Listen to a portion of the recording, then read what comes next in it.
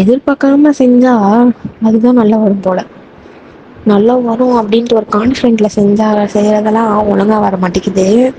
இது ஒரு டவுட்ல தான் பண்ணேன், பீஃப் வேற வேகுமா வேகாதான்னு தெரியலையே அப்படின்ட்டு. ஆனா அழகா வருது.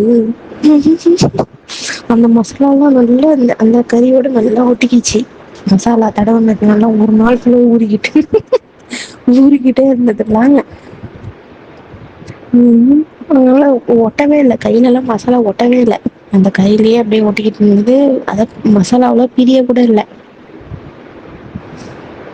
ஐயோ செம்மையா இருக்குதும்மா. அதான் மிளகாத்தூள், மஞ்சத்தூள், கபாப் மசாலா போட்டேன். அப்புறமா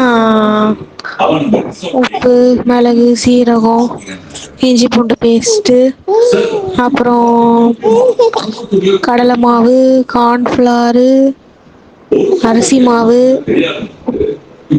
இருக்கு, எல்லாத்தையும் போட்டேன். அப்புறம் தயிர் நல்லா போட்டு பிசைஞ்சு, லெமன் ஜூஸ் கொஞ்சம் போட்டு பரட்டி வச்சிருக்கேன்.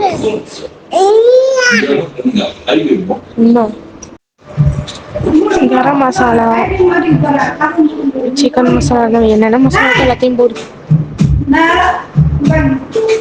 கார்ன்ஃப்ளவர், அரிசி மாவு, கடலை மாவு, இது மூணுத்தையும் போட்டு மெயினா தயிர் மெயினா. முன்னாடி பேசினதில் என் பொண்ணோட வாய்ஸு.